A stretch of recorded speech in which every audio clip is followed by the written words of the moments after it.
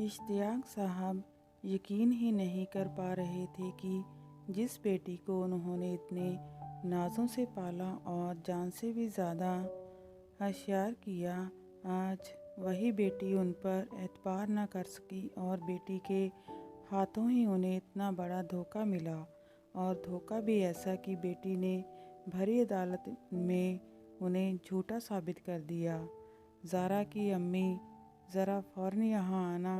बैठक खाने से इश्तियाक साहब की आवाज़ सुनकर सलमा ने मन ही मन सोचा, अभी अभी तो उनके पास से ही उठकर आई हूँ, अब अचानक से इन्हें क्या हो गया जो इतने बेसब्र हो रहे हैं। वहाँ पहुँचते ही इश्तियाक साहब ने उनके हाथ में एक कागज़ पकड़ा दिया। यह तो कोई सरकारी चिट्ठी लगती है, लेकिन चिट्ठी पढ़ते ही उनके पाँव के नीचे से ज़मीन खिसक गई। ये तो ज़ारा की शादी के बाबत अदालत से आया हुआ सम्मन है, लेकिन यह हमारे यहाँ क्यों आया? लगता है पोस्टमैन से कोई भूल हो गई है। अपना शक दूर करने के लिए खत के साथ आए मेज़ पर रखे लिफाफे पर लिखे पत्ते को उन्होंने ध्यान से पढ़ना शुरू किया।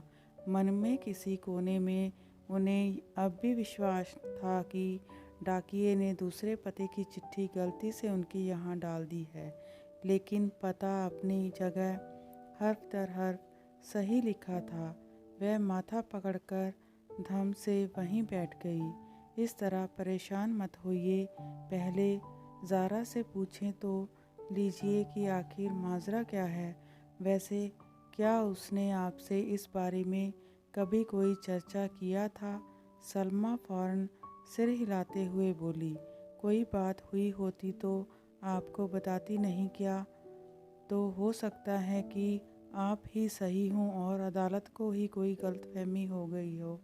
फिर भी एक बार आप उससे पूछ लीजिए। सलमा अदालत का सम्मन लेकर ज़ारा के पास पहुंची। बेटी, ये देखो, ये क्या लिखा है चिट्ठी में? क्या है? ज़ारा ने कोई ख़ास उत्सुकता नहीं दिखाई। अदालत का सम्मन है तुम्हारी शादी के बाबत। मेरी शादी के बाबत और मुझे ही पता नहीं? वाह, अजीब बात है। ज़ारा ने एक झटके में कोर्ट से आए उस परवाने को खारिज कर दिया। तुम सच बोल रही हो ना बेटा? हाँ अम्मी, ये किसी ने हम लोगों के साथ कोई बेहुदा मजाक किया है। आप यकीन रखिए, मेरा इससे रत्ती भर भी वास्ता नहीं है। अभी ज़ारा का वाक़या पूरा भी ना हो पाया था कि मारे खुशी के सलमा लगभग दौड़ते हुए बैठक खाने में अपने शौहर के पास जा पहुंची। कमरे के अंदर कान लगाए वह उनका ही राह ताक रहे थे। मैं कहती थी ना कि अपनी ज़ारा ऐसी नहीं है। क्यों, क्या हुआ? इश्तियाक साहब की उत्सुकता सलमा के शब्दों में घुली खुशी का एहसास कर और बढ़ गई। ज़ारा ने अदालत के परवाने को देखते ही बता दिया कि उसका इससे रत्ती भर भी वास्ता नहीं है। इत्मीनान की एक गहरी सांस इश्तियाक साहब के अंदर उतरती चली गई, लेकिन अदालत से आए इस परवाने को ऐसे कूड़े में फेंका भी तो नहीं जा सकता था। इसलिए दोनों मियाँ बीवी ने यह तय किया कि अदालत में जाकर ज़ारा अपना हल्फनामा दे देगी कि इस मसले में उसका कोई वास्ता नहीं है। मुकर्रर तारीख पर दोनों बाप बेटी अदालत में समय से पहले ही जा पहुँचे। अदालत में हमेशा की तरह वकीलों और मुवक्किलों का हजूम लगा हुआ था।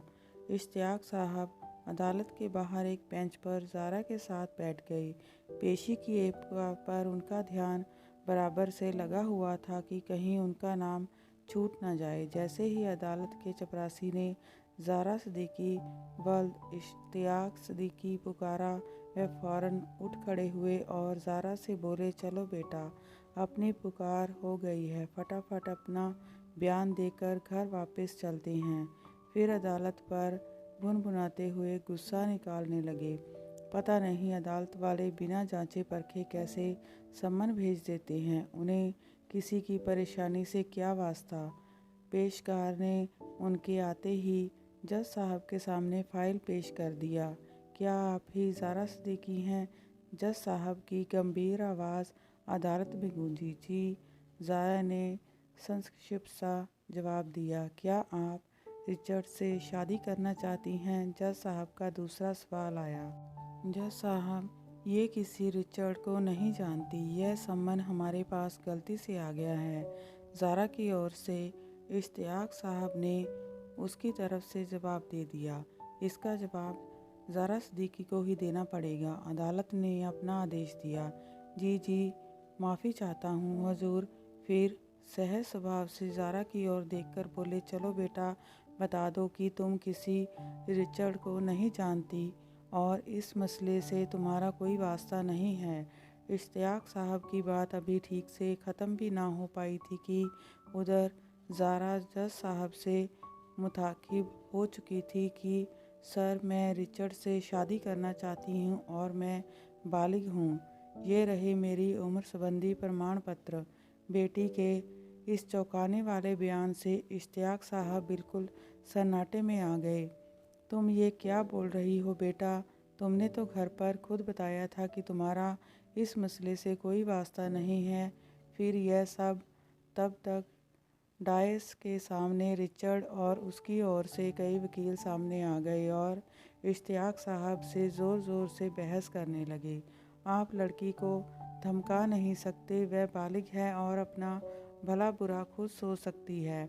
उनकी चिल्लाहट पल दर पल बढ़ती ही जा रही थी।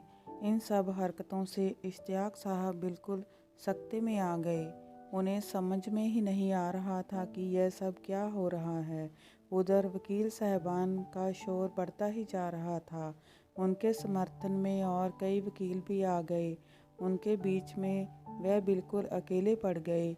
उन्हें इस वक्त सलमा की बहुत याद आ रही थी, जिसने चलते समय उनसे कितना ज़िद किया था कि वह भी उनके साथ अदालत चलना चाहती है। लेकिन उन्होंने ये सोचकर कि अदालत में जाकर बस थोड़ी सी खाना पूर्ति ही तो करनी है, तो सलमा को क्यों ले चलें। वैसे भी उसके घुटनों में आजकल दर्द बना रहता है। सलमा के बारे में सोचकर वह और ज़्यादा परेशान हो उठे कि घर जाकर उसको क्या बताऊंगा। क्या वो इस हादसे को झेल पाएगी? शरेआम जिल्लत उठाने के बावजूद ज़ारा की अम्मी की खातिर उस ज़बरदस्त शोर शराबे के बीच एक बार हिम्मत कर उम्मीद भरी नज़रों से उन्होंने उससे दरख्वास्त किया कि बेटा, जज साहब को साफ साफ बता दो ना कि तुम्हारा इस मसले से कोई वास्ता नहीं और वापस चलो। अम्मी तुम्हारा घर पर इंतज़ार कर रही होंगी। लेकिन ज़ारा ने यह सुनकर अपना चेहरा फ़ौरन दूसरी ओर घुमा लिया। बुरे से बुरे ख्वाब में भी उन्होंने ऐसे खौफनाक पल की कल्पना नहीं की थी।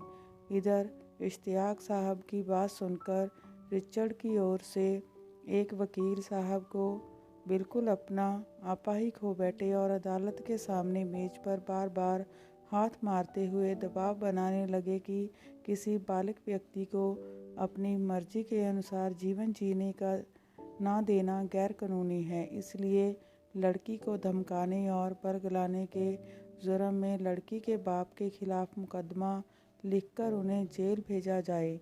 शोर शराबा चरम पर पहुंच चुका था।